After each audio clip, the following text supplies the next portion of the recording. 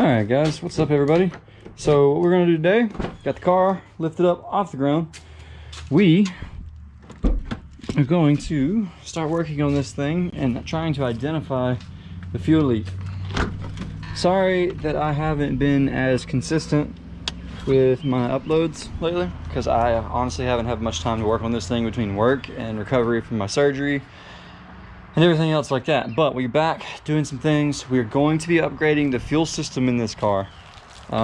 So what that means is we're going to start with, right now we're going to replace the fuel lines, or not right now, but we're going to replace the fuel lines. Radium makes a snap-in fitting for the stock fuel pump housing that lets you adapt the fuel lines to be an AN line. They're already threaded, so all you gotta do is screw in your AN line.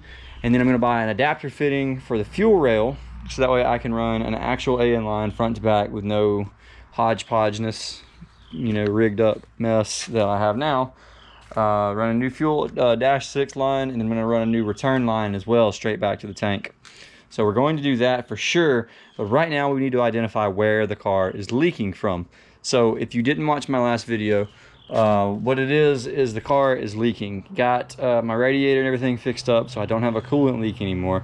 But when I was letting the car run, while I was waiting on the thermostat to open up so I could put more coolant in, what ended up happening was I came back and there was like 2 gallons of gas just leaked out here on the pavement in my garage.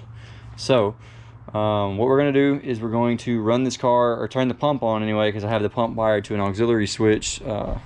So what we're going to do is we're going to run the pump, and we are going to see exactly where it's leaking from. Alright guys, so we have the car set up now, battery is connected. What I'm going to do is I'm going to set my camera up right here, and we are going to see exactly where this is leaking from. Let me get my camera in position, and I'm going to flip the switch, and hopefully we should see a leak somewhere.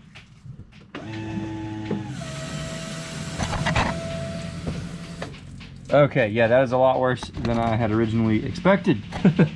So let's see, it's leaking, it's shooting out right there. That has to be my fuel feed line, I believe. I don't know. Let me get my girlfriend out here to start the car, or turn the pump on while I'm actually looking at it, and we'll see what we can figure out. All right, guys. So, can confirm it is in fact my fuel rail. Let me get the flashlight on my phone out, or not the fuel rail, excuse me.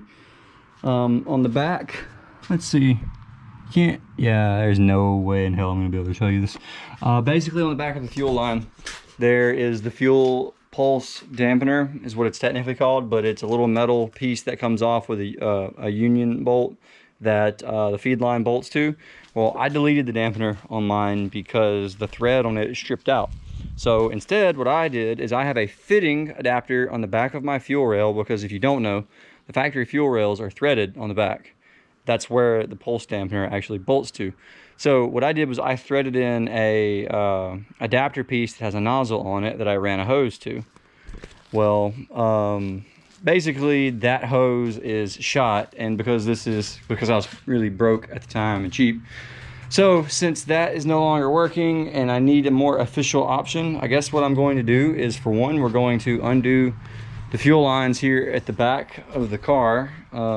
So what I'm going to do is I'm going to take the seats out and access the fuel hatch, because it's under the seat, and we're going to go ahead and undo the fuel return and the fuel feed, and then I'm going to work my way back. I'm going to begin taking the upper intake manifold off so I can get access to the fuel line, or to the fuel rail.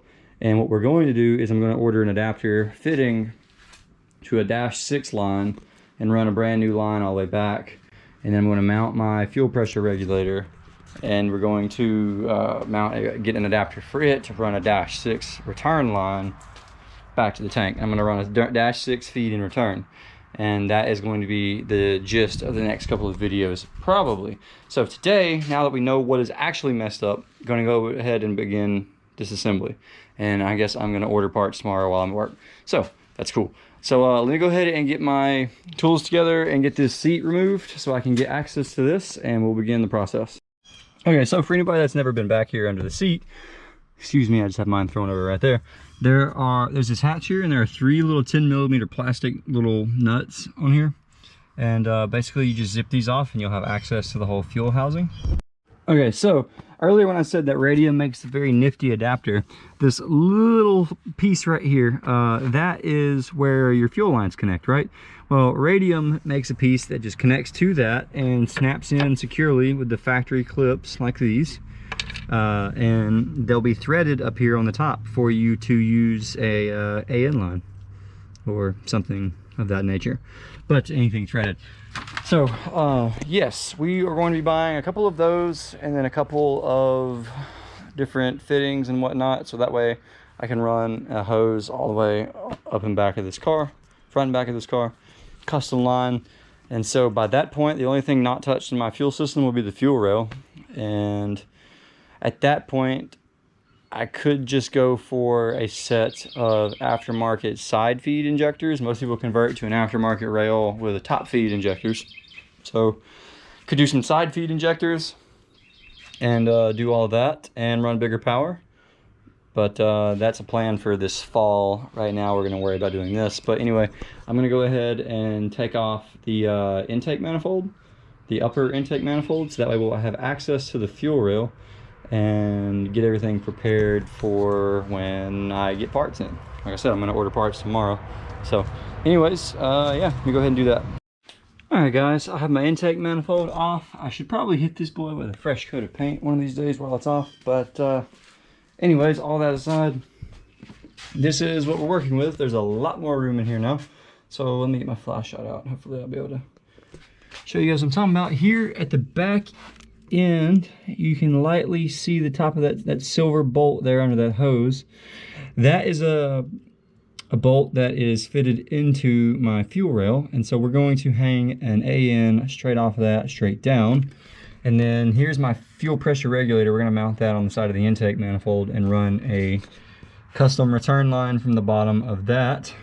And yeah, so what we're going to do now is I'm going to tape off my intake holes here, and because the lower intake runners are still on, the intake manifold on this car is actually a 2-piece design on this engine. So we're going to tape that off while the car is apart, and we're going to tape off my intercooler pipe here as well. And yeah, I guess we're going to go ahead and do that just real fast light and get prepared for this car sitting for a little bit, and we'll order more parts tomorrow. So stay tuned, give me just a second. Alright guys, so I have everything taped up. It's a good idea to do whenever you know you're going to leave something like this open and exposed for a few days, because you don't want shit getting inside your engine. So anyways, this is all set up for me to be able to get to the fuel pressure regulator and the end of my fuel line, or my fuel rail, so I can put in a new fuel feed. Ordering all that stuff tomorrow. Hopefully it'll be here by the weekend. And I will upload this video for you guys as well, so you can watch it. It'll be a little bit shorter, more of an update video than anything, but showing you guys that we are here, we're working on the car, getting it ready. I have a few events later this summer that I plan to take it to. There's one in July, another one in October, and yeah, so I do that, hopefully get the car cleaned up, get the car running, and then later this fall when it starts to get cold and we park the car again, I want to be able to hopefully do a fuel injector upgrade with some sort of either piggyback tuner or standalone computer system, one or the other, to push bigger power. I want to do like 600 horsepower or something like that. And yeah, so anyways, stick around, stay tuned. Let's see if we can't get this thing nice and set up. Yeah, so that's it for today. Hope you enjoyed the video. If you're just now checking in, subscribe for more. Follow my Instagram, it's mellow_2jz. Hit me up on there if you got any questions. A lot of people message me about things I did with this build, so if you want to know anything in specific, I usually try my best to reply to all those. So other than that guys, have a great day. Peace.